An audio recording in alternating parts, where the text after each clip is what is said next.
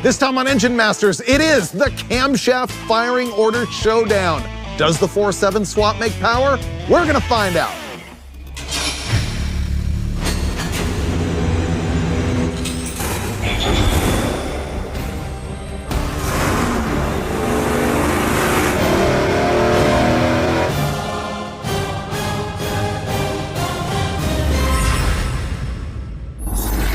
You know, guys make a whole lot of claims about what does and doesn't make extra horsepower, and here on Engine Masters, we test that stuff. This time, it's 4 and 7 swap camshafts, which you can buy routinely in the aftermarket. They change the firing order in your engine and supposedly make more horsepower, but is it true? Now to begin, let me tell you what firing order is. It is the sequence inside your engine in which the cylinders reach their power stroke. You probably know it better as when the spark is going out to the cylinders, because it's how you put your spark plug wires on your distributor. So that is the firing order, and the super common one is 1843657.2. It's used in Chevys, Mopars, Buicks, Pontiacs, a lot of Oldsmobiles, not all of them, AMCs, Studebakers, Internationals. It's even used in Fords. See, Ford numbers the cylinders differently on the engine, but if you take the old school firing order that you'd find in like a Ford FE or a 289 or even a 460 big block,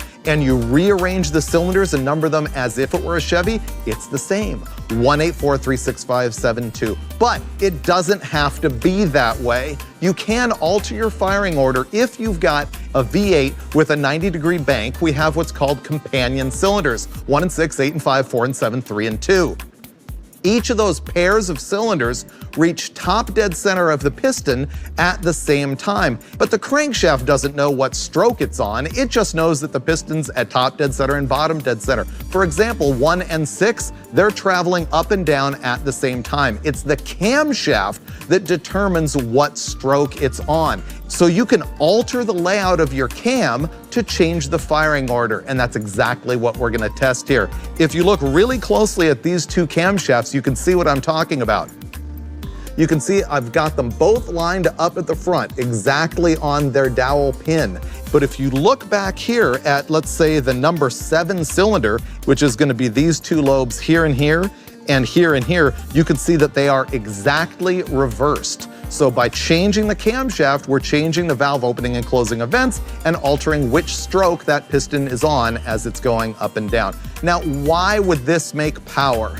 Well, there's a lot of theories about that. Some people say it's pulsing in the intake manifold and how the air-fuel distribution is going down all the different ports. Other people say that it has to do with crankshaft harmonics, about how you're putting the load on the crankshaft in a different place because different cylinders are firing at a different time.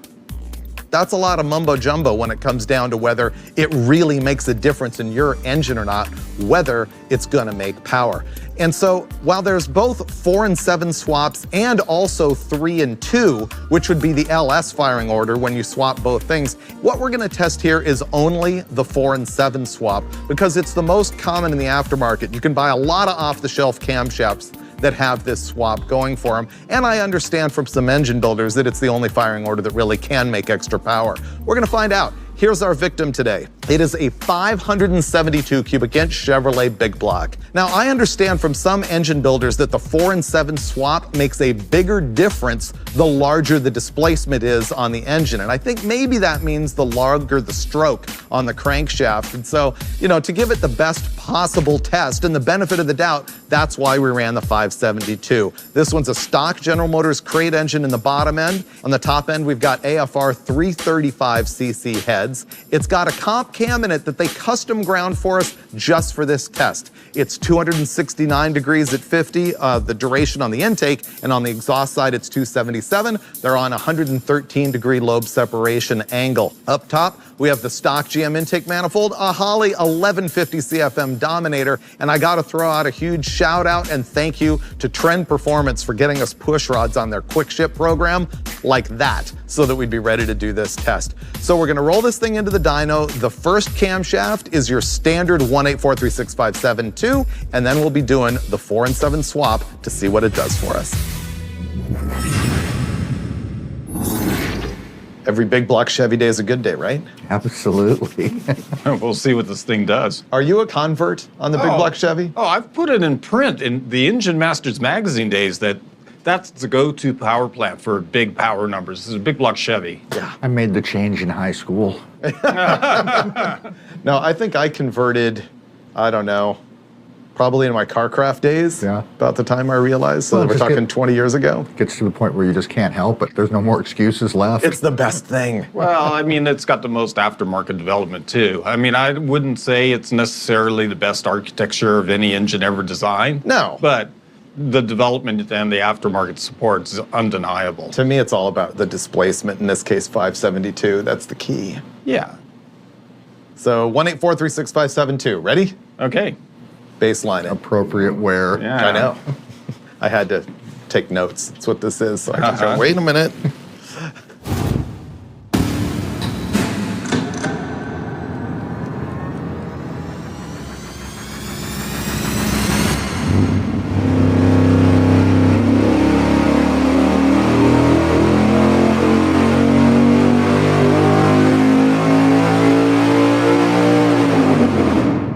So here are our peaks on our baseline, pretty normal, 699.4 pound-feet of torque at 5,300 RPM and 806.4 horsepower up at 6,800 RPM. That's a good number. That's where it rolls over. Kind of a high RPM point, I think, for a cam with 269 on the intake. If somebody would have asked me what I would guess, I would have been thinking 65, maybe 66, certainly not, 68 or 6,900. Yeah. It's for that low duration, it's stretched out pretty good. And you think that's lobe separation angle and good cylinder head? Yeah, that would be my guess. Need to go look at the card like we talked about. Yeah, at 572 cubic inches. Yeah, it's either 112 or 14, like we were guessing, I'm sure.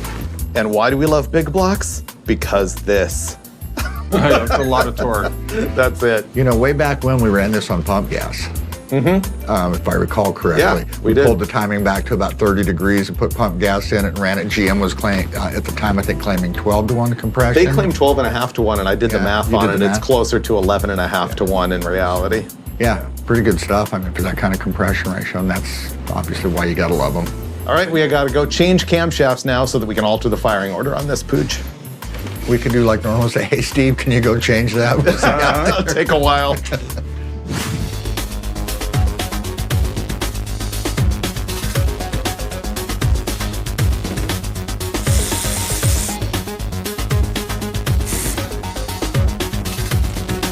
Here's a tip. When I put this thing together, I had actually greased the intake gaskets with red grease, which is a Steve Dulcich tip, which he learned from some old Okie mechanic, and it still works perfectly to this day.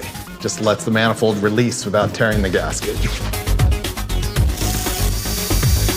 So you notice we got a Comp Cam's two-piece cover here, which means that this part stays on the block and the front comes off of it. That's just going to save us a bunch of time changing camshafts because we don't have to break the seal at the block or, more importantly, at the oil pan. Go.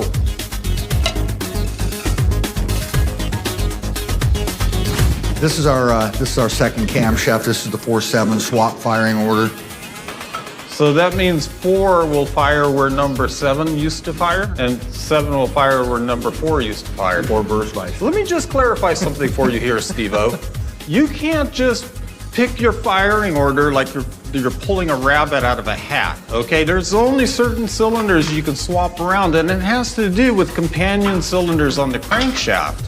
And when you have 2 companion cylinders, you can alternate the firing order to one or the other because they're both reaching top dead center at the same time, but only 2 will do that at any given time. And no matter what you do, there's always, at the end of the day, 2 cylinders firing next to each other at some point. That's right. That's just like chasing that little monkey all around the block. But you're always going to have 2 cylinders firing in adjacent firing pulses. There you go. A couple of things you got to keep in mind when it comes to firing order, camshaft, and crankshaft. This particular timing gear is pretty cool. I actually use it on my personal race engine. You can adjust cam timing very similar to a timing belt. And if you have a 3-piece cover, you can just take the top half off, leave the balancer intact and everything, and just loosen these bolts, rotate it, and then change cam timing and then snug it again. From the standpoint of a chain, it's about as sophisticated as they get.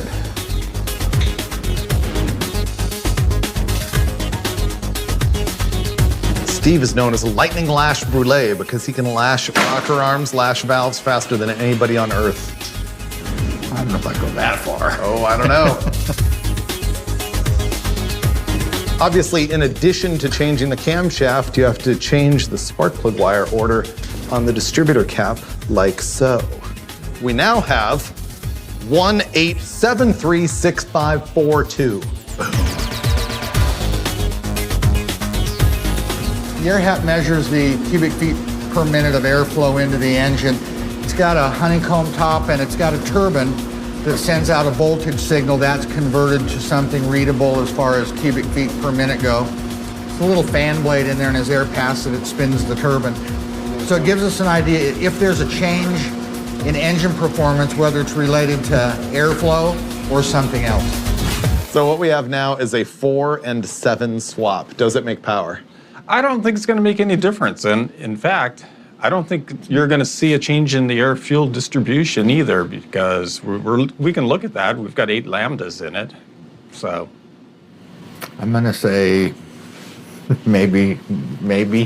I'm going to say the last time you and I did this, which was a long time ago, we did see little power gains, and I think it was everywhere in the curve. I think it was. I think we might have seen 6 or 7. Yeah. Okay, we've got our oil already up to temp. Brule has cheated a little bit because he's seen the power a little bit as he was warming this thing up. Yeah, didn't go all the way up because I didn't want to really know. Okay, let's find out. Does the 4 and 7 firing order swap do anything when it comes to horsepower?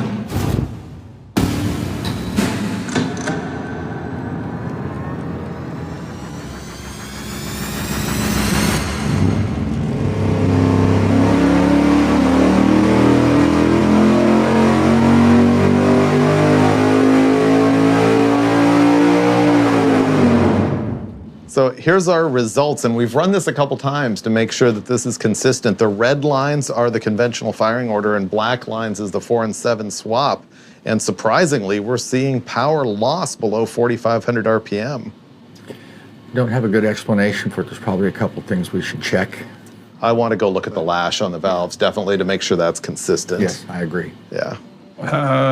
Let's also look at the fuel distribution too, cylinder to cylinder. Yeah, we should look at that. Because if it's the lash, you wouldn't think it would get better as it's at the top end of the curve, and where it seems like the 4.7 cam's coming on. If they're tight. I think the lash could certainly affect the curve and tilt it. Yeah. If they're all tight, I think it would do that. Adds more duration, so it kills bottom end and adds top.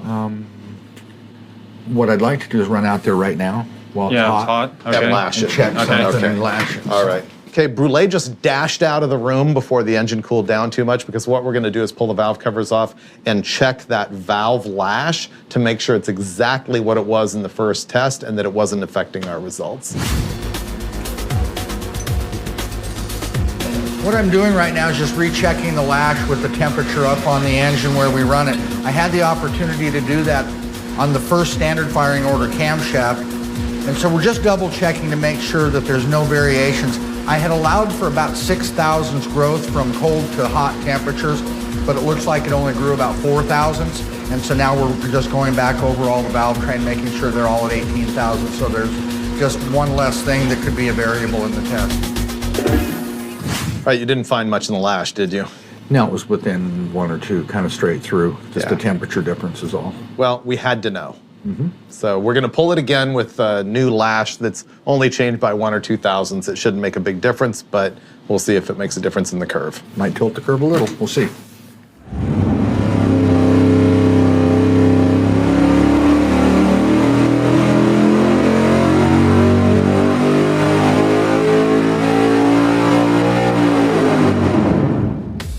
Okay, once again, black is the 4.7 swap and red is standard firing order. I think we're seeing more of a difference than we did before in here and less below 4,500, and that's all just the lash change. Yeah, by loosening the lash, we picked up a little bit here, and it helped us. We were down so much more before. Interesting.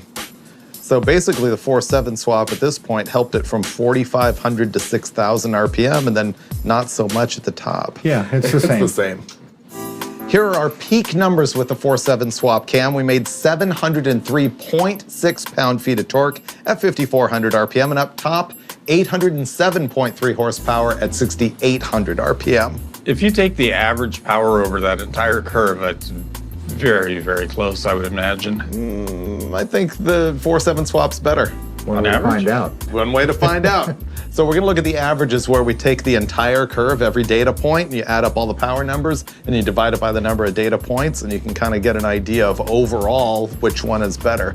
So the numbers that we saw in the difference on average is on torque, the 4.7 swap made 671.8 as an average, and the standard firing order made 669.7. Now on horsepower, the 4.7 swap made 701.3, and the standard 698.9. So the 4.7 swap is definitely better on average. I have to say so. And we know from the Engine Masters Challenge stuff that a couple of numbers on average is a huge difference. Yeah. It doesn't look like it in any one point, but overall it's a big difference. So let's find out why. Can we look at the airflow? Okay, once again, black lines are the 4.7 swap, red lines are the standard firing order, and this is an airflow difference, and it's basically tracking, of course, exactly what the power is doing, but that's because of the power, not the cause, right? It seems like it's the other way around. It's You think the airflow is the cause and the power is the effect? well, the A test is using more air and making less power at the top end. The B test is making less power. Well, up here they're almost identical in Yeah. horsepower, and yet you're right, the A test, the standard camshaft, is showing more airflow. This to me looks just like the power curve. But up here it doesn't. To here. Then here it's got the little drop, but it doesn't there. And I don't have an explanation for that. So now we're gonna look at the air-fuel ratio in each individual cylinder because we have oxygen sensors in each header tube. So we can get an idea what's going on in the intake manifold as far as what fuel is going to what cylinder. Yeah, what we're seeing here is that the 4.7 swap caused the air-fuel ratio to be more on the outside of the range, especially in the low RPM range here. You can see that it's got number 6 here as a radical outlier, super lean, 15.5 to 1. That's gonna hurt power, and down here it's much more rich. So what's interesting is that I remember years ago when I did a story on this and we were talking about why did the 4.7 swap make power? And a lot of guys philosophized that it was the crankshaft twist, and others said it was the way the intake manifold is drawing fuel out of a carburetor. This seems to indicate that there is a change in the intake manifold. We changed the cylinder-to-cylinder distribution with the firing order. It's just, in this case, it went the wrong way. I'm just frustrated because I feel like we've never had an episode that's this inconclusive, right? Kind of one of those things that shows you why engine development takes more than a day. Yeah, well, I guess so. I don't necessarily think it was a washout. It's just that you can't depend on that being the magic bullet. Really, the cam swap to the firing order change. Well, no, it's not a magic bullet. I guess my former opinion had been you might as well do it. What can it hurt? Well, we just found out what it can hurt. It did something on this particular combination with this carburetor and this intake manifold that ended up making one really lean cylinder, but it also made more power. And I go back to what you pointed out, which is it made more power despite the fact that it's got worse distribution and it showed us that it used less air. So the potential for it to make a ton more power is there. It's more efficient. Well, I would agree. More air is usually more power. But I think you're right about saying the average guy just going, oh, I'm gonna do this with my dual plane intake or whatever he's got and stab it in there. You just don't know. You know, we always come into these looking for power, up or down. There's the other side of that firing order swap too, as far as where it places the load on the crankshaft and all of that and what it does as far as reliability.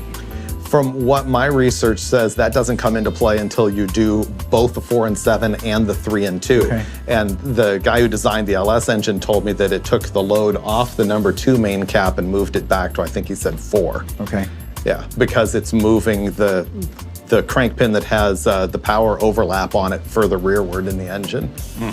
But That makes sense. we didn't test that here. We don't know. We can't test that. But I've also heard people tell me the only swap that makes power is 4 and 7.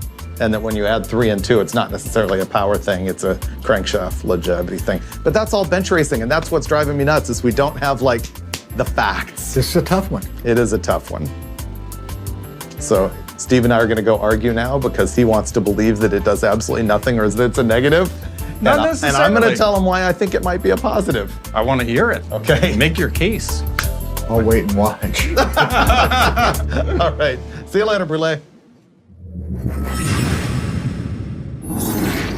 All right, Steve, let me have it. What do you mean? You've got opinions. Share them. Well, look, I mean, the swap cam thing, I wouldn't embark on it just off the cuff. I mean, I think we proved it here. It's a thing that can yield big results as part of like a super duper development program where you're really racing and you're after that last little bit of horsepower. But for a street hero guy with a 383 Chevy making 500 horsepower, you can't presume that it's always going to be the right answer.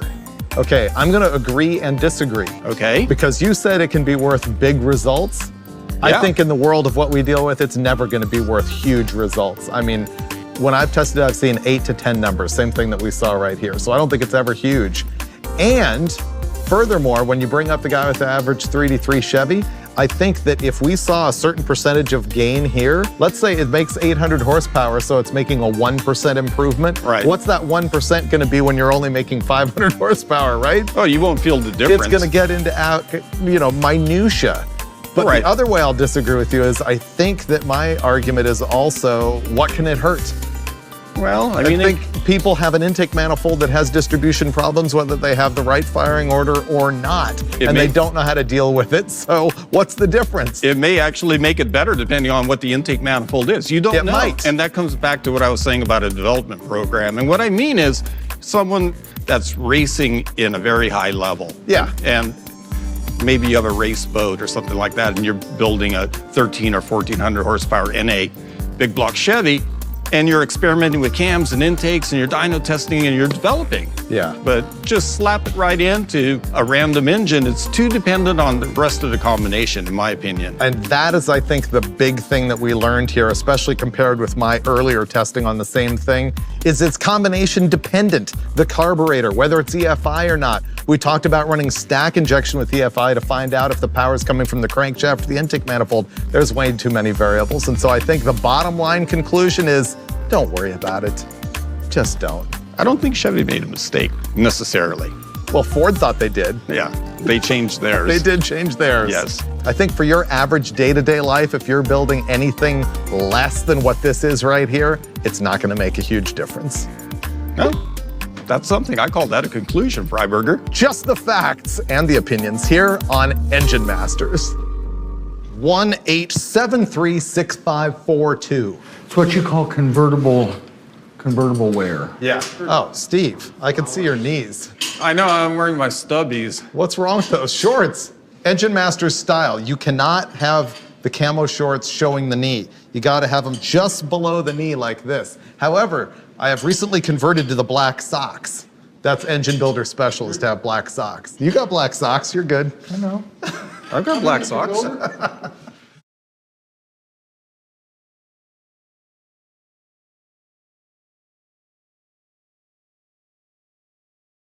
This time on Engine Masters, it is the 1,000 horsepower muffler showdown! You gotta do that when you get a new muffler, it's kind of a rule.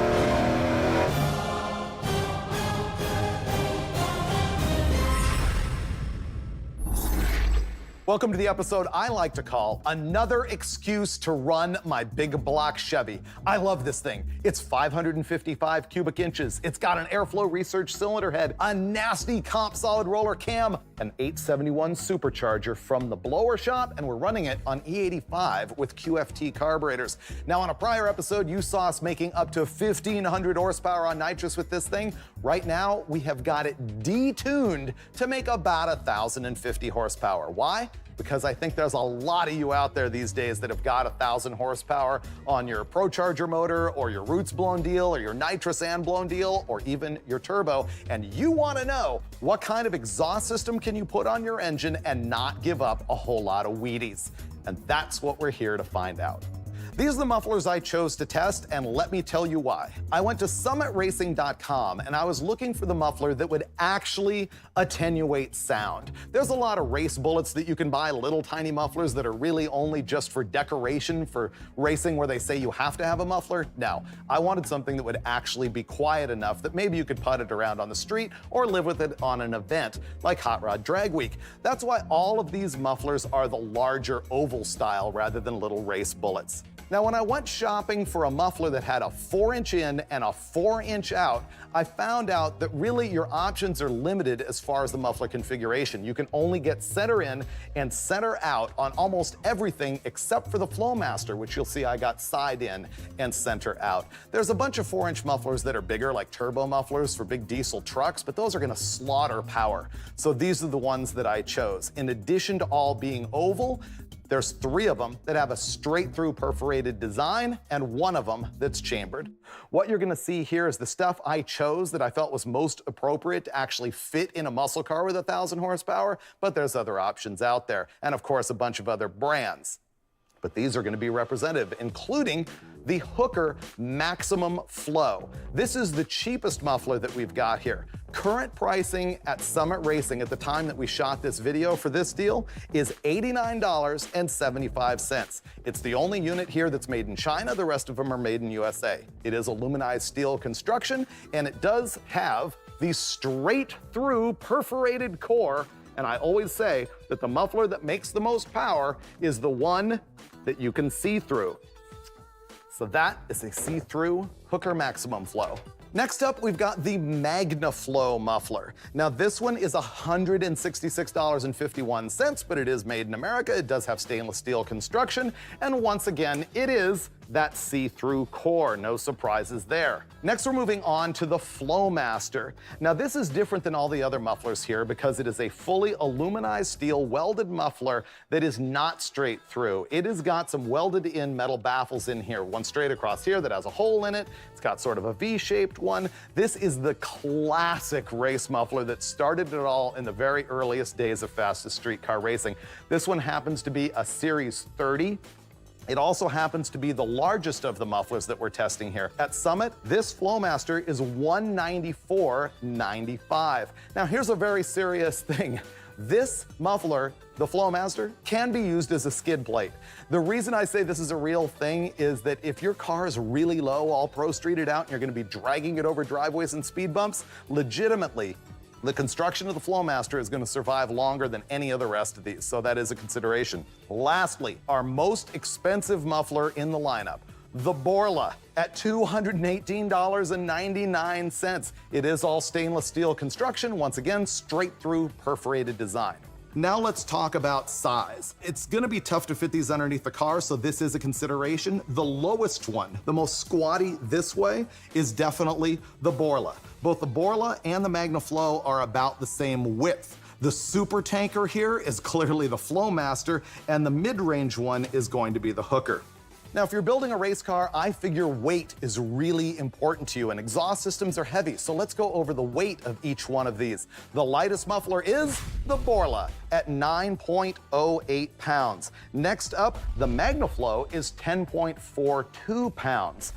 The Hooker Maximum Flow, 11.84 pounds, and the super tanker of a big old Flowmaster muffler is actually 17.34 pounds. So we're gonna put the big block in there, we're gonna run it with open headers, then we're gonna run it with 9 feet of exhaust piping and no mufflers at all, so we can see what that does.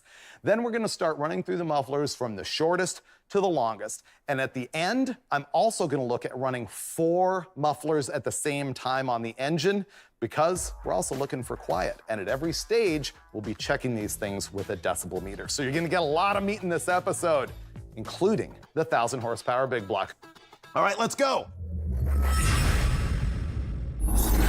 Here's the first opinion I want from you guys, which is this harder on mufflers because it's a blown engine or easier because it's a blown engine? In other words, is the forced evacuation make it easier or does the extra volume make it harder? I'll take the first crack at that. Okay. I don't think it makes any difference whatsoever. 1,000 horse is 1,000 horse, doesn't matter. Right. Even though the engine's actually making more than 1,000 horsepower. Ooh, good point, Freiburger. Oh, you were holding that up your sleeve. Right? Yeah, you got me. Yep. How about you?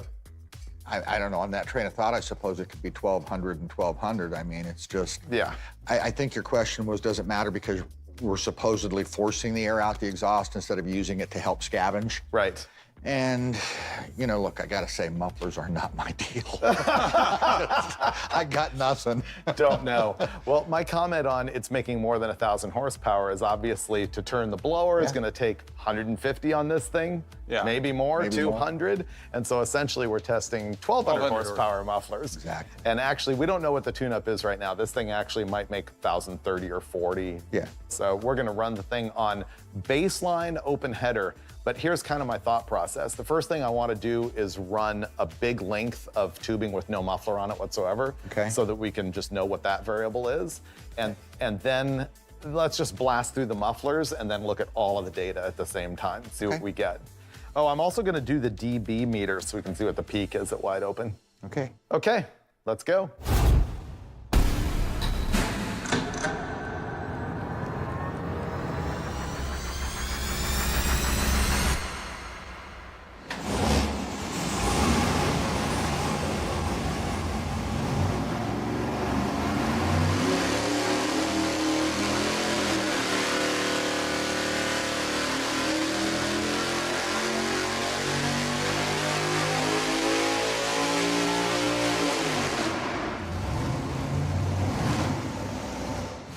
Okay, here's our baseline with open headers. It made 1,063.2 horsepower. That makes me happy.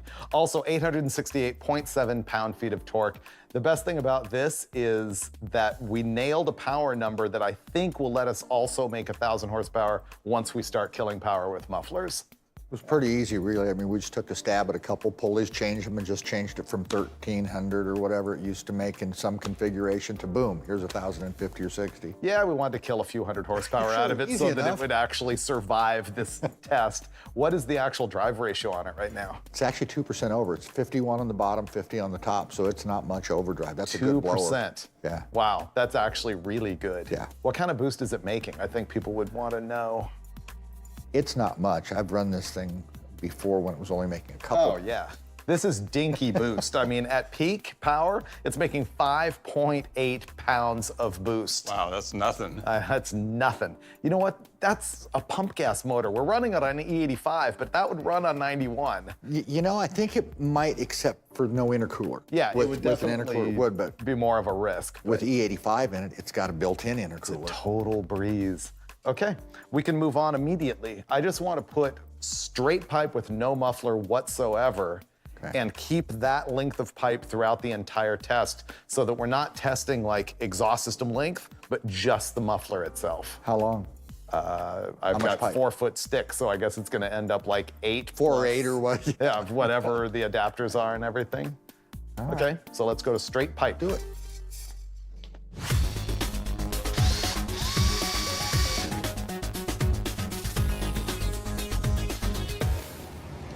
This next run is going to be with 8 feet of straight pipe.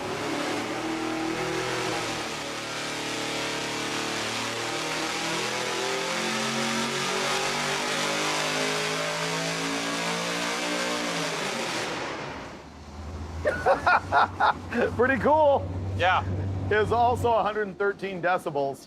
What was it before? 113. Yeah. I mean, it's open exhaust. Yeah. I'm surprised it's not quieter for moving it all the way to the back of the room, but obviously not. Now we're into something I don't think I've ever done before, which is a complete length exhaust system with no mufflers, and it made 1,067.1 horsepower, 868 pound-feet, but the real question is, how does it compare to open header? Basically, it made exactly the same power, no difference at all between regular open header with an 18-inch collector extension or a 9-foot collector extension. It surprises me, it really does. We might see something different here if it had like an over the axle and a turnout and some bends in it, but for perfectly straight pipe, it doesn't seem to care. No, it doesn't. All right, so the next thing I think we should do is throw the mufflers in the system and just rip through them. Okay. We're gonna go and test them as fast as we can right in a row, because I think they're all gonna be real similar and we don't want the weather to change and, I think it's add good any to test variables. back to back. I also think that we need to stick with keeping that overall length of the exhaust the same. I mean, it didn't seem to matter, but I'd like to eliminate every variable. Yeah, it's a good point. You just don't want to add another variable that you have to question after the fact. Yeah, so I guess we good stuff. start with the shortest muffler and move to the longest so that we can Keep cutting? so I don't want to cut the most and then have to add. Yeah, we'll just keep on cutting. Okay, cool. I think first up muffler is going to be the shortest one, which is the Hooker maximum flow. Okay. Yeah, all right, here we go.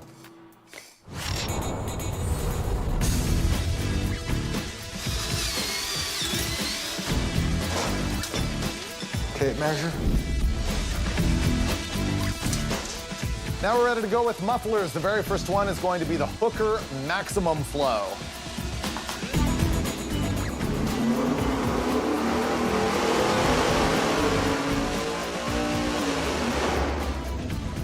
$107.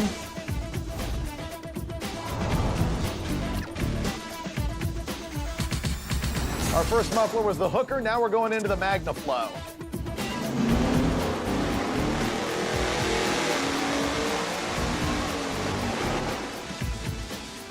So the dB on that one was 108 at wide open versus 107. It's 1 decibel.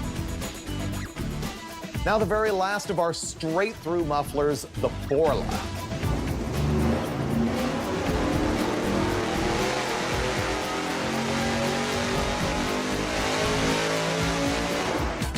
The last set of mufflers we're gonna test here are the Flowmasters, the only ones that you can't see through and the only ones with offset in and out.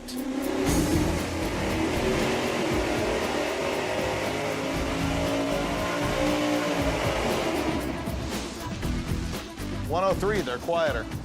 Results with the Hooker mufflers, 874.6 pound-feet of torque and 1,070.2 horsepower. Survey says MagnaFlow mufflers make 875.4 pound-feet of torque and 1,063.6 horsepower, still at 7,000 RPM. Final results with the Brule muffler, 868.7 pound-feet of torque, 1,064.5 horsepower. Our final player is the Flowmaster, which just made 868.6 pound-feet of torque and 1,056.7 horsepower. And now it's gonna get good because we're gonna compare the graphs of all these different mufflers. First, let's call up the graph for straight pipe. So on this deal, we're looking at 868 pound-feet of torque and 1,067.1 horsepower, just with 9 feet of straight pipe on it. So you want to compare the mufflers in the order that we tested them? Sure. Okay, so first up is going to be the Hooker. Interesting. So the Hooker is in red and the straight pipe is in black. The Hooker actually made more power. A little bit, but Surprise. it's How's that there. possible? I don't know, but it is, so it's just better. What if the case is big enough that the engine saw that as the end of the length of the pipe for the pressure wave, and it actually shortened up the whole exhaust system? That might be why it did that. Or maybe it's acting like an accumulator. Maybe we have no idea what we're talking about. For whatever reason, the Hooker muffler actually made more power than straight pipe. That is interesting. And not just at peak, we're talking everywhere above 5,100 RPM. Kind of through the middle. and- Everywhere. Yeah. By how much though? What's the difference right here at say 6,000? 10. Pretty much 9. 9. Yeah, surprising. So let's now look at the Hooker as our standard and compare that with the next one, which is the MagnaFlow. Ooh, even more interesting. Hooker in black, MagnaFlow in red. Once again, the Hooker just comes out on top. Yeah. How? I attribute it to the case volume. Maybe it is the case volume. It's got a little more case volume than the MagnaFlow. Well, yeah, that's kind of what my theory was, which was that it's so big that it's diffusing the pressure wave or reducing the pressure or reducing the speed of the flow and somehow creating the pressure wave that the engine likes. We're dealing with apples and oranges because the case volume is an actual indisputable characteristic of that muffler. Right. Whereas pressure wave reverberation and those kinds of factors. So that's more getting into the theoretical aspects. So, Well, it's a feature versus a benefit. The feature is that the case volume is bigger. The benefit, we don't know, except for that it makes more power. So the bottom line here is we don't have a crystal clear answer, but once again, the Hooker muffler comes on top as compared with the MagnaFlow. Just a little bit, but it wins. So now let's compare the Hooker to the Brule. The Brule being the smallest case volume of anything that we've tested. It's the smallest muffler. Oh, we'll see if the trend continues here. Black line there is the Hooker. Here comes the Brule in red, and again, the Hooker comes out on top. I'm surprised. I thought they would all be identical because they're all just so straight through, but it has to have something to do with that case volume. Yeah, they're actually pretty close in all fairness. But well, they are very, very close, but the Hooker's better, and in this case, at every single point in the curve. And by the way, we tested these back to back to back. It's not like there's a weather change or a difference in the coolant temperature or the temperature in the room, nothing. And we also compensated for the slight difference in case length by adjusting the pipe length so that the system length is exactly the same each time. This is as fair as we can possibly be, and the Hooker's still on top. So now we have to look at the Hooker versus the Flowmaster, with the largest case volume, I might add. The straight-through muffler you would think would have an advantage over a chambered muffler. Here comes the Flowmaster. Oh! Flowmaster in red, Hooker muffler in black. That is amazing. So the bottom line conclusion is the cheapest muffler in the test was the one that made the most power. It's not stainless steel. Right. Maybe that's part of the cost. It's made in China. Okay. All the others are made in America. Okay. But it still won. But it still made the most power. That's crazy. So here's, I guess, the question is, do you guys feel that this result would be similar on a naturally aspirated engine or a different combination? Or do you feel that we're just seeing an anomaly based on this particular engine? I think at this, my opinion is this power level, when you've got a 4-inch muffler and that sort of size case, I think it does the same thing on an NA engine. I don't think it affects it much. Yeah, it's just, well, do you agree that this is making more airflow than an NA engine would at the same power level because it is driving the supercharger? Because it's really making 1,250 horsepower. Exactly. Right. Yeah. So moving air is moving air. This is moving a lot of air. So it arguably on an NA, like, you know, my NA big block that makes 1,000, you're going to see the same results or maybe less of a difference between the two because there's less flow demand. Yeah, but I agree with you, Steve. I think it's just the results are the results. It's not some kind of anomaly or testing variation. That's what happened. That's what they did. I think it's just the case size and that diameter hole. It just accommodates 1,000 horsepower really well, or 1,200 horsepower really well. I have never tested mufflers this big on this kind of power level, so it's a real eye-opener for me how good they can be. It's really not that bad. It really isn't. So let's look at our, I was going to say best to worst, but that's what's on the screen right here. The Flowmaster came out on the bottom, and the Hooker maximum flow muffler came out on top. Well, and you basically look at these numbers compared to the open header. It's better. Better, yeah. I mean, so it actually takes that shriek off the thing. It's not quite as loud, and it makes a little bit more power. So let's talk about that. The decibel rating for all of these mufflers. At idle, basically, when it was open, whether it had the 9 feet of pipe on it or not, it was 79 or 80 decibels. All of the straight-through mufflers, the Hooker, the MagnaFlow, the Brule, they cut it down to 73 or 74. The Flowmaster, also 74. Now, I'm curious about that data because to me, it sounded in the room like the Flowmaster was quieter. It sounded quieter to me as well. Yeah, so at idle, maybe the dB meter was not as sensitive to the ambient in the room and everything, but at wide open throttle, I think this is legit. With no mufflers at all, 113 decibels. The Hooker, the MagnaFlow, the Brule, all between 107 and 109. Okay. All of a sudden, the Flowmaster goes to 103. Yeah. Wow. So the Flowmaster wins at actual sound attenuation. And a lot of people, of course, think that the Flowmaster's got that cool Flowmaster sound, so there's that. Well, and you know, when you're making 1,070 horsepower, if it makes 1,060 and is quiet and you can drive it. Yeah, what difference does it make? So that's the data on decibels. Yeah, good stuff. Can we just look at all of them together on the screen? Basically, I want to look at all the mufflers together at the same time on the graph to show you that really they're all pretty close. I don't think you can make a mistake with any of these, although it's hard to argue that the cheapest muffler made the most power.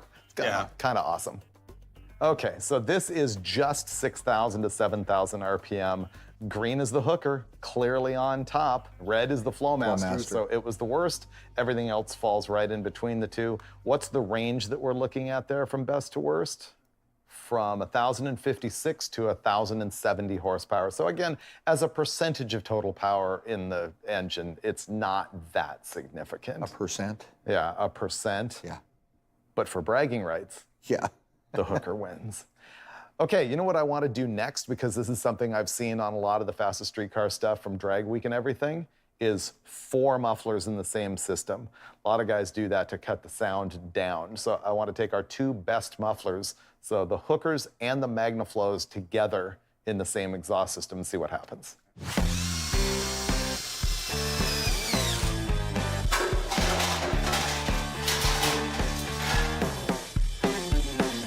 Now we're ready to go with the quad mufflers. We got the MagnaFlow right on the header and the hookers out back.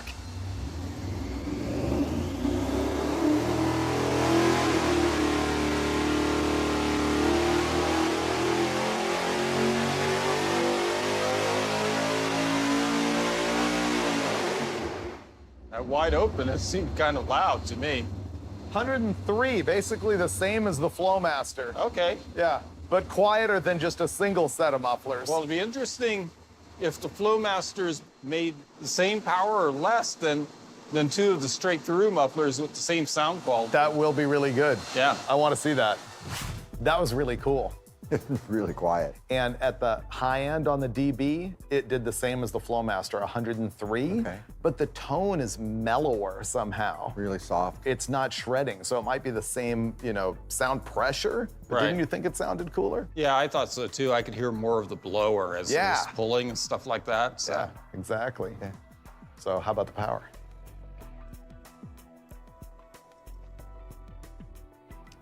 So interesting, our quad muffler setup made 1,066.3 horsepower and 860.7 pound-feet of torque. So pretty good. I guess the big question I've got is, let's compare it to the Flowmaster, because it's the same sound pressure as the Flowmaster. So do you make more power with 2 straight throughs at the same sound level, or do you make more power with the Flowmaster? I would give the dual muffler the advantage here. I think probably. Oh, interesting. So the black line here is our quad muffler setup, and the red line is the Flowmaster. It's interesting what it did to the curve. Yeah, actually the Flowmaster is way better below 6,000 RPM, and then the quad muffler picks up on top a little bit. I think when the flow demand gets higher, the blockages in the Flowmaster become more of a problem. Yeah. Let's take a look at the quad muffler versus our best dual straight-through setup. Hooker, okay. So now we're gonna look at quad muffler versus our best muffler, the hooker. So hooker in red, quad muffler in black. Clearly 4 mufflers is a greater restriction and does not make as much power, and obviously is heavier and harder to package. But quieter. But significantly quieter to my ear. So your decision is, do you want to make more power, or do you want to be a little quieter and carry more weight and have a bigger packaging problem? So I know you guys are probably sick of doing all my exhaust tests. I mean, look back at what we've done. X pipe, H pipe, 2.5 versus 3-inch, on and on, blower headers, all this stuff. I have more questions than ever. I'm ready to do more. I seriously want to test more exhaust stuff, especially knowing what we know with this stuff. I want to try a bell mouth on the end of an exhaust tip. Yeah. Because we know that flow isn't that good with a straight cut. Ooh. So what happens if it was bell mouthed? Maybe we can do a whole exhaust tip extravaganza and see if it does anything. Exhaust tips, do they make power? That's a good idea, Dulcich. And if we do it, guess what? You will see it on a future episode of Engine Masters. The Borla being, and that's the Borla muffler.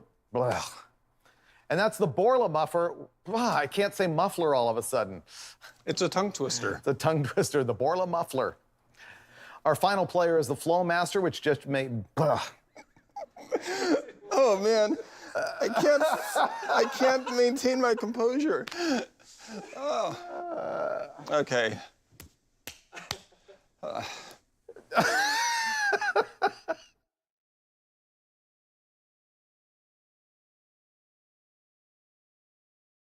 And through the glassy satellite, Dulcich knew the stars were right. With his scope he found a way to see the world beyond the day.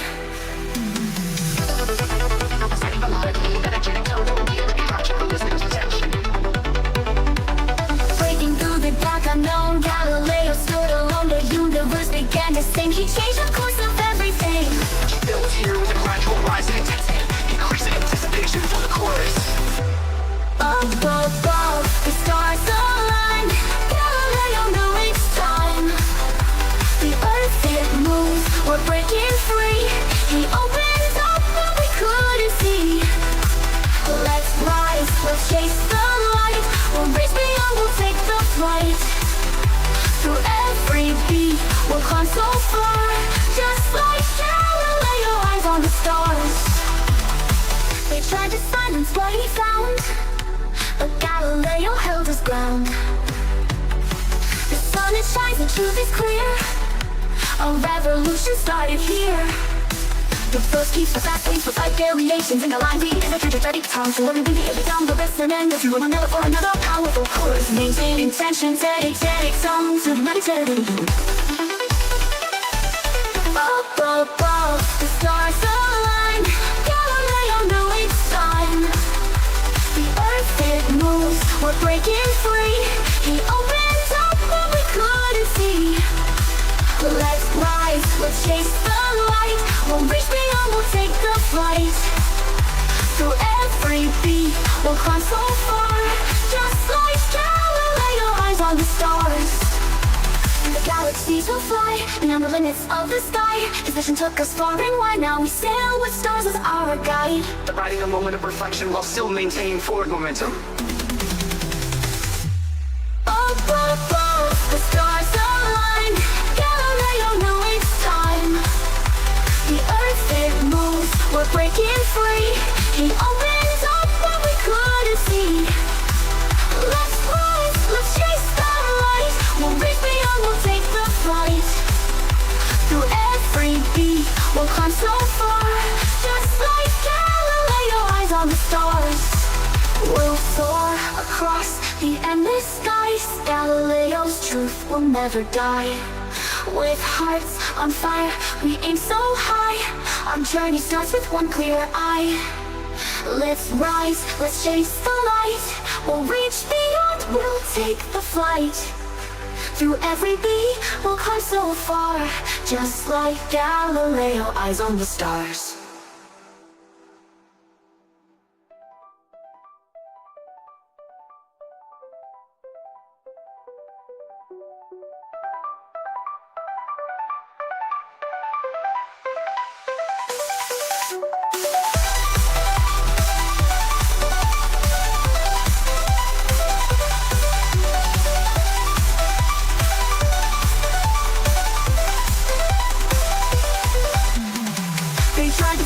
What he found, but Galileo held his ground.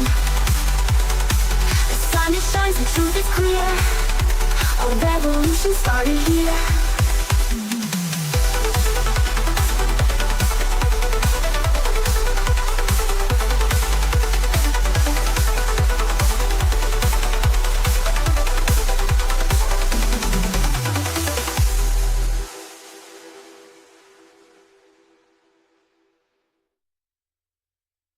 Which one do you want? 500 horsepower or 500 horsepower? I promise you there's a difference, as you're gonna see this time on Engine Masters.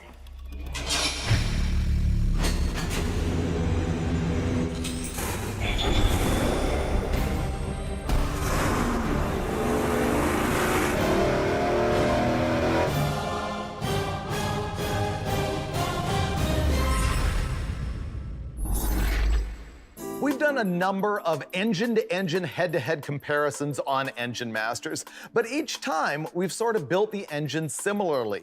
When you do same displacement, same camshaft, cylinder heads that flow about the same carburetor, same intake, same headers, they pretty much make the same power curve. This time we're doing something a little bit different. We have two engines that are wildly different from each other, but they both make 500 horsepower. What could possibly be different about the rest of these engines? Well, virtually everything mechanically and a lot about the power curve. So let me tell you about what we're gonna do. We have a small block Chevy that measures 372 cubic inches, and we have a big block Chevy at 454 cubic inches. Now, let me tell you from top to bottom what makes these similar and what makes them different. Obviously, they're both Chevrolets, but they're two completely different engine families that share very, very little. Up top, we both have Holley carburetors, a 750 on the small block and 850 on the big block. The intake manifolds are the same manufacturer and design. They're both Performer RPM air gaps, this one on the small block, and of course, the same thing on the big block. Now's when things really start to diverge. In the cylinder head department over on the big block, we've got a GM Performance Parts 290cc oval port, which would be considered a very average cylinder head for the displacement. It's not super trick. But over here on the small block, we've got the Airflow Research 195s, which would be considered an above average cylinder head for this small block. Looking at the compression ratio on both of these, the small block is tickling the underside of 11:1. It's 10.8 to 10.9:1 compression. On the other end of the spectrum, the big block is about 8.5:1. This will probably run on 87 octane, though we'll run them here on 91. Looking at the bottom end, the small block is sort of an unusual combination of bore and stroke. It's 372 cubic inches. It's a 4 1/8 inch bore and a 3.48 inch stroke. Putting it in production terms, it's like using a Chevy 350 crankshaft in a Chevy 400 block. It's a Dart aftermarket block, whereas over here on the 454, we're talking about a stock block, stock bore and stroke. 4 1/4 on the bore and 4 inches on the stroke. The camshaft in both of these is wildly different. On the small block, we have a hydraulic roller cam. The duration at 50 is 242 and 248. It's a Comp Cams off-the-shelf unit. There's also a Comp Cams cam in the big block, but it's a flat tappet, meaning much cheaper, much lower performance typically, and the duration at 50 is 230, 236, so it's a whole lot smaller. So what you're looking at in the small block is a fairly advanced street strip engine, some really good parts in it, and this particular engine has 1,000,000 laps at Westech. They've used it for probably 10,000 dyno pulls and it's never been rebuilt. That Dart short block is really good. Over here with the big block, it is a much more average engine. It's much lower buck, lower compression, less camshaft, no trick displacement. It's just off the shelf 454. So the question is, if both of these make 500 horsepower, which one would you choose? We're gonna look at that in depth in this episode, and we're gonna do it with two simple dyno pulls. First, we're gonna run the small block, then we're gonna run the big block, and then we're gonna have a conversation with the two Steves with us all shooting out why you would choose the small block versus why you would choose the big block. Okay, Steve, why don't we save time? We won't bother running the engine. You can just draw the curves from memory. I figure you've seen it so many times. 2,000-3,000 times. Yeah. Yeah, that engine's like an anvil, man. No, it absolutely has been incredible. I mean, it's seen so many different tests, different style tests, camshafts and intake manifolds and cylinder heads and headers and collector. More stuff than I can remember. And never been freshened up. The oil's been changed, it's been maintenanced well, and that's truly about it. The pan's never been off of it since the day it was built, 12 years ago? Yeah, well, Dulcich and I can break it just by being here. Thank you. Yeah, don't worry, Steve. You'll be going through it. So I guess we just run this thing, tear it down, run the other one, so there's nothing to do but to do it. Then I guess we need to do it. Go ahead. Okay.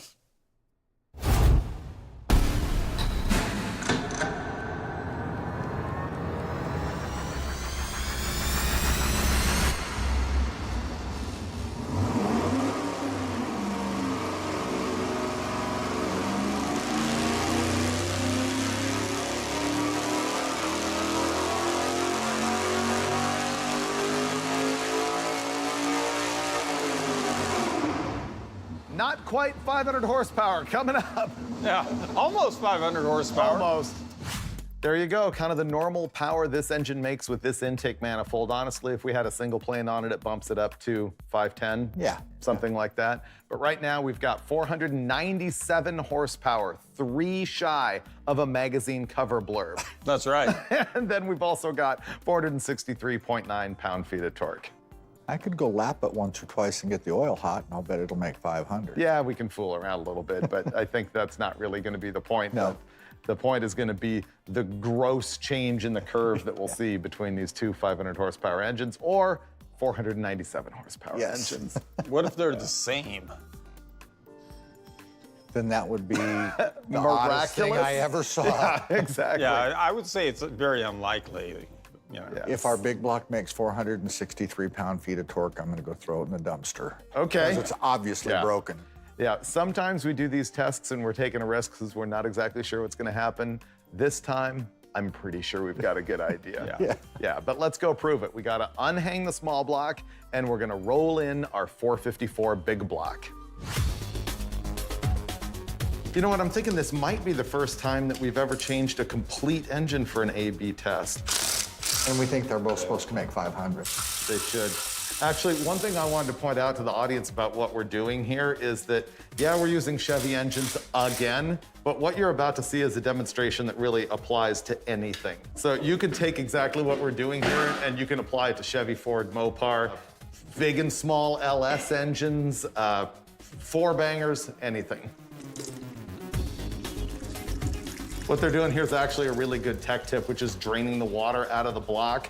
Most engines, maybe even all, have drain plugs that go into the water jackets on both sides of the V. You actually have to drain both sides because they don't share side to side, except for across the water pump and across the thermostat housing.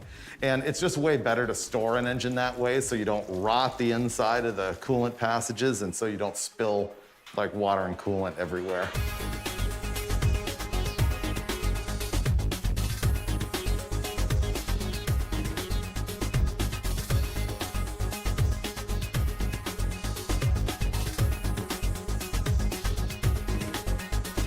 Test number 2, the 454 big block.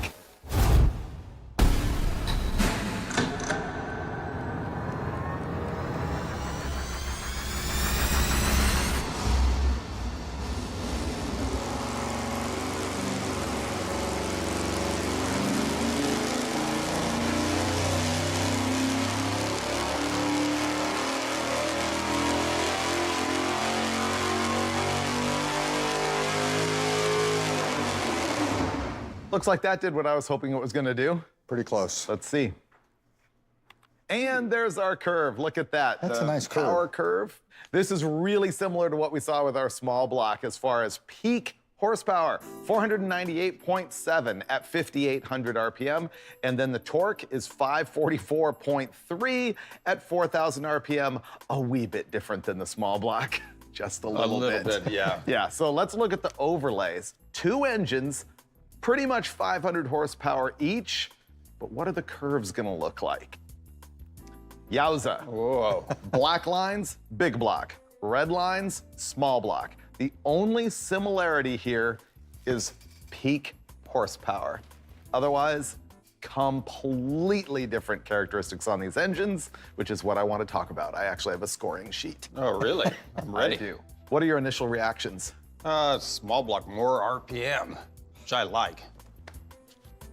You know where I'm at. Big block It's Chevy. a big block. This much more you torque. Can't make that up with RPM. This is just absolutely comically more torque than the small block. It's 100 pound-feet. Yeah. No, it's completely dumb. Yeah. And so what's going to play into my discussion from this point on is the fact that both of these things you can go to a cruise night and go, oh yeah, I got 500 horsepower. But it's going to behave completely differently, not only because of the power differences, but also because the RPM characteristics of each engine. I think we can definitely score for overall power. The big block wins, right? Absolutely. You like the small block because of RPM. We like the big block because of big, meaty power. Next, by engine builder standards, which one of these is a better combination? So this is where I want to start looking at specific output. torque Oh, per I mean- cubic inch, horsepower per cubic inch. Once Obviously, again- the small block wins Yeah. horsepower per cubic inch because they make the same power and it's a smaller engine. How about torque per cubic inch? I'll go with Calculated, small I think they're block. pretty close. No way. Nah, small blocks. No way. Small blocks No. got this. So 544 pound-feet Divided by big block 454. divided by 454 is 1.198. Okay. The small block, what's the peak torque on it? 463. 463.7. So we will go 463.7 divided by 372 cubic inches, 1.246. Yeah, that's really good. Yeah, and I think what we're seeing there is that the big block is low compression. Right. Probably the head is not as good per the displacement as the small block is. Well, part of that, though, for me, says that it's going to last longer. It doesn't have as much compression. It doesn't I'm getting have the there. engine speed. I'm talking by engine builder standards. Which one would you look at and go, yeah, that thing's pretty sweet, you did a good job? I would say the small block. The big block is not as impressive for what it is. No, it's not as impressive. Except for Although- how much power it makes. I guess the problem with that, though, is like, what's your goal? Yeah, exactly. It's like, these engines are basically two different goals. So, Right. So what's your vote, big block or small block? Well, mine's still big block. Unquestionably, the small block, it's got way Yeah. better specific output. I say small block also, so it's going to win that. All right, Steve, I'm going to let you judge this one. What's the better magazine blurb? Oh, it's small block again. So the small It's block just hands wins. down, it's getting the every cover blurb. category. 500 horsepower small block, way Yeah. better than 500 horsepower big block. Well, wouldn't you agree? Price. This is a tough one. So I price some things out. A big block Edelbrock RPM intake manifold is way more expensive than a small block. Okay. Even the Edelbrock oval port heads, I know these are GM, but I priced the Edelbrock oval port, which is similar. Right. They're basically $2,000 a set, and it's a couple $100 cheaper for the Airflow Research 195s that are on the small Right. block. The Dart short block that's on the small blocks, $5,500 or something in that neighborhood. Whereas I would argue this, you could do this same power package on the big block with a junkyard short block. Yeah, that's for a $500 short block and a freshen up. Exactly. So overall price, I'm gonna throw it to the big block. What's your opinion? Oh, yeah, if you're slumming it, I mean, it's your only alternative. You can't afford that small block. Right. You'd have to get the big block. So we all agree that the big block Yeah. wins on price? Okay, here's an interesting one. Looking at these two power curves, what is the difference in performance in the car? And this comes down to a lot, because the question is, if you have 500 horsepower, does it run the same ET in the quarter mile if you've got the rest of the car tuned to the torque curve? Like, for example, you would have a 373 gear to run 115 miles an hour with this big block. You'd have a 489 gear to run the same mile an hour with the small block. So which one's quicker at that point? My sense is the big block's still going to be faster. There's way too much torque to get the mass moving. I mean, unless you can run your car in a 200 RPM range, you have to take into account the rest of the curve. And the big block's huge in the rest of the curve. And you can't gear the big block lower or it will run out of RPM because as we see right here where it takes a nosedive, it's done at 6,000. So you have an extra 1,000 plus RPM with the small block. You can gear it a lot lower and you're gonna get most of that extra torque back at the rear wheels in first gear. Ain't happening. Anytime you change gears, it's losing 1,500 RPM, whether it's a power glide or you've got to make a gear change and it's going to drop in RPM. Oh, If shifting. you run it 700 over, it falls 700 under. So you've got this portion of the curve. The big block always falls back into the meat of it. It's got way more power at the gear change, and it's going to pull in the next gear better. I thought you meant rear end gear change. You're talking about No, transmission I'm talking about gear transmission change. gear I change. meant rear end. I was talking about rear end. Oh, I gears, understand, so- but I'm just saying if you're drag racing it, you've got to change gears. You don't have a one-speed in your car. And you change gears more often with a deeper gear. Yeah. It's like instead of a power glide, you might end up needing a 4-speed or a turbo 400 or Yeah. whatever. But even if they both had power glides in them, this has more meat at the gear change. I would say that's undeterminable. I mean, we'll Well, probably we're make bench racing it a tie because I would say small block in a light car with a manual transmission and a really deep gear. You'd have to really work pretty hard to beat it with that lazy big block. If the two vehicles have the same weight, the big block is going to cream the small block every time. If the big block car is heavier, there's a good chance it's still going to cream the small block. Yeah, let's just say instead of revving it or shifting it past peak power, just shift it at peak power. Right. And it loses 1,500 RPM. What happens down here? It Which falls one into has the- more power down here? Yeah. Because you have to take that into account too. It's Area under the average curve. power. It's not just a peak number. Yeah, well, I agree to an extent. Okay. So you and I are going to say that the big block actually has better overall performance in drag racing. How about your average drive around street car or truck? Well, I Big mean, block. If you're looking at a tugboat engine or a locomotive engine Right. or something like that, then all of that torque is important. The same thing with the heavy street car. You know, I'd have to say that torque has an advantage in that kind of Yep. environment for sure. Big block. Yeah. Heavy car, boat, it just fits Right. way more applications. High rear end gear. Yeah. It's more drivable. It has a smaller cam. The big block can take a lower stall speed converter, higher rear end gear, heavier car. It'll idle smoother. Everything about drivability and low end is better with the big block. Off camera 3 minutes ago, he was trying to figure out how to make his Suburban fast. Go ahead and throw that small block in there, Steve. Oh, no, I wouldn't. Well, that's a big, heavy boat. I need torque. Right, exactly. Yeah, I mean, no question. I'm going to hand you this one. Which engine wins for weight? For weight, oh, small block. Small block. How about fitting in the car? Small block. Oh, wow, categories are favoring the small block now. How about mileage? Ooh. I bet these both get the same gas mileage in truth. So overall, our win is going to have to go to the big block.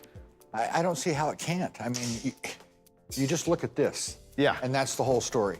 Yep. Whether it's in a boat, driving down the street, I mean, for me, it's just a big block. But Steve, I mean, if you really want to hold to that logic, then what you're saying is always just build the biggest engine that you can. The most What cubic other inch is logic always have I the ever best. gone by? Right. There's no replacement for Displacement. There you go. Okay, guys. But also, I think this is a really interesting comparison because magazine cover blurb would say 500 horsepower in both cases, but the big block, cheaper to build, tamer to drive around, does way better burnouts, it's less high strung, it's going to be more reliable, you know. That big block's got a 230 at 50 camshaft. I think Yeah. it's a flat tappet. Right. It's a $100 camshaft. Right. Yeah, it's dinky. It has more manifold vacuum, I presume. You know, I'm sure it Well, does. less cam and 100 cubic or 80 cubic inches probably. Right. Yeah. Yeah. So all we really proved here is that more displacement makes more torque, and you can build a tamer engine that's easier to drive and make more power.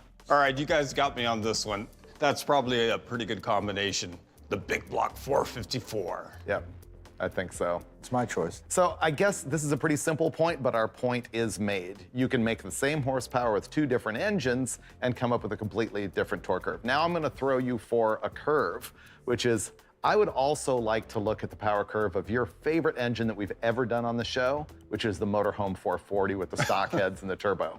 No, my engine's over there. No. It's the aluminum, all aluminum big block. That's my favorite engine. No, I want to see the 500 horsepower bone stock 440. We wanted to have a cam intake, stock manifolds, turbo. I think it made right around 500 horsepower. Let's see what happens then. Okay, so now here's a 514 horsepower engine, 14 up, 16 up from what we're looking at with the other two engines, but it's making it with boost.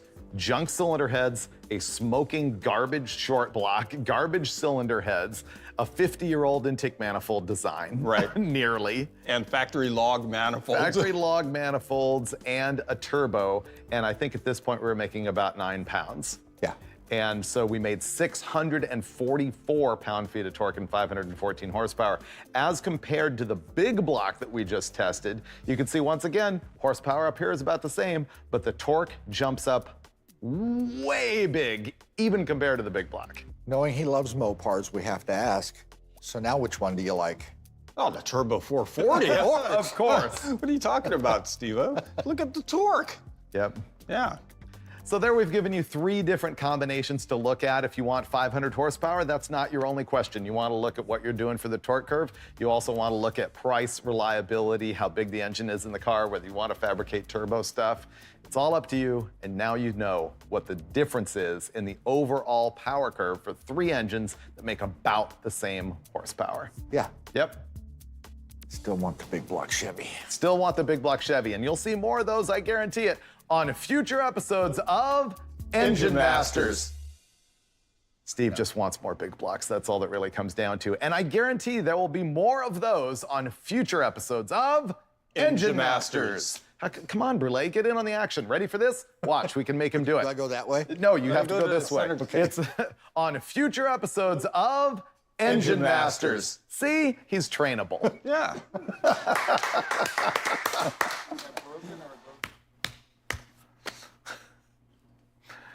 Yeah. Woohoo!